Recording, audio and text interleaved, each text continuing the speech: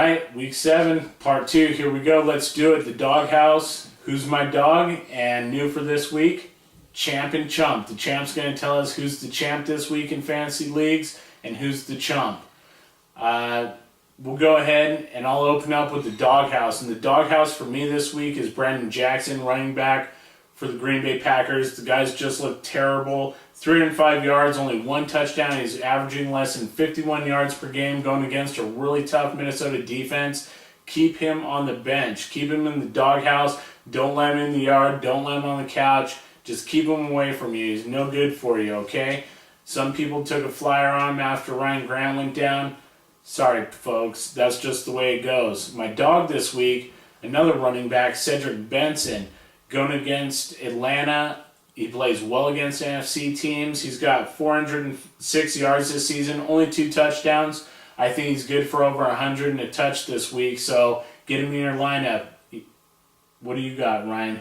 I'm going to start with the chump so we can get done with the pass and move forward from here. So I couldn't pick one, but Jacksonville, you guys looked like a bunch of bums on Monday night. I don't know why you even bothered to get off the plane. I don't feel comfortable starting any of those guys this week. So maybe Maurice Jones-Drew, but that would be it. My champ for this week is going to be Ray Rice.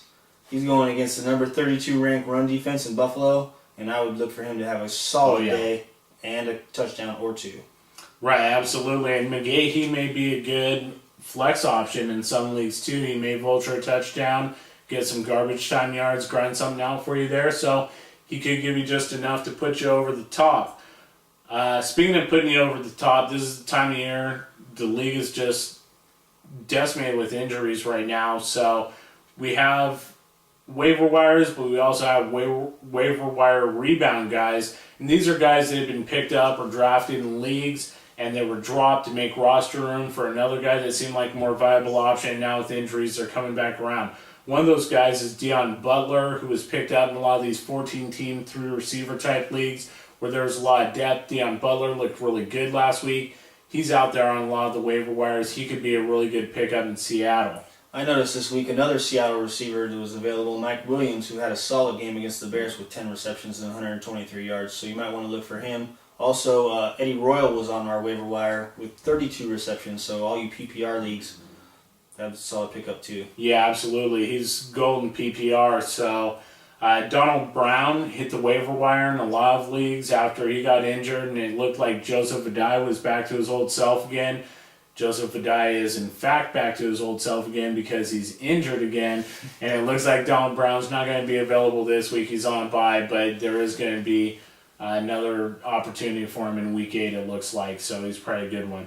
I noticed Keelan Williams on the waiver wire, and he was getting some playing time last week behind Ryan Terrain. Looked like he was playing all the passing downs, and he caught a few balls out of the backfield as well. Absolutely, and then with all the injuries to tight ends, Finley, Clark, Gates, everything that's going on right now, Indianapolis, they've got 3 tight ends on their roster right now.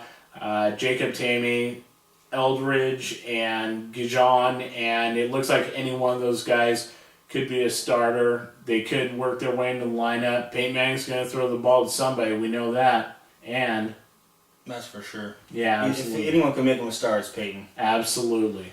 So my at tight end, I would pick up Randy McMichael and look for him to catch that fountain of youth, relive his glory days. I know he hasn't done much the last couple of years, but with Phillip Rivers throwing him the ball, maybe he'll step it back up. Absolutely.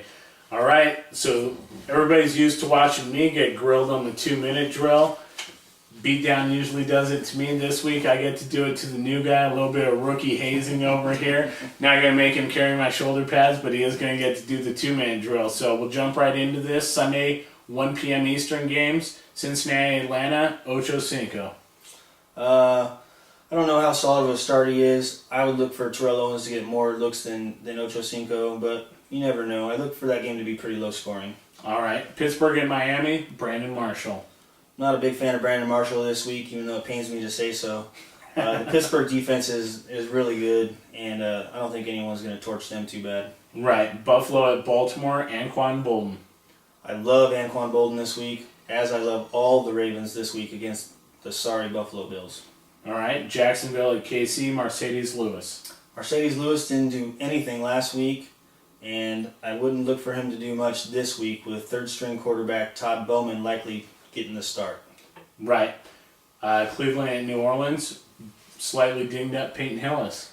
Peyton Hillis has had his thigh injury before in college, and it hindered his performance, so I would keep Hillis on the bench. All right, Washington and Chicago, Jay Cutler. I anticipate Jay Cutler spending quite a bit more time on his back in this game. So that's a no. San Francisco at Carolina, D'Angelo Williams. I like D'Angelo Williams. He's going against a tough defense, but Carolina doesn't have many options at the quarterback position, so D'Angelo will get his touches. There you go. St. Louis at Tampa Bay. A good quarterback option, possibly Sam Bradford. Sam Bradford's looked pretty surprising this season and might be a good start this week against Tampa. Absolutely. Philadelphia against a tough Tennessee defense, LaShawn McCoy.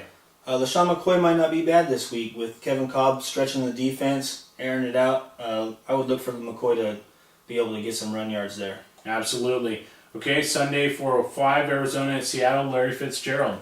I don't like Larry Fitzgerald this week or pretty much for the rest of the year with their quarterback situation in Arizona. True that. Sunday at 4:15, New England at San Diego, Patrick Creighton. I like Patrick Creighton this weekend. There's no one else to throw the ball to really in San Diego, so someone's going to catch the balls from Phillip Rivers.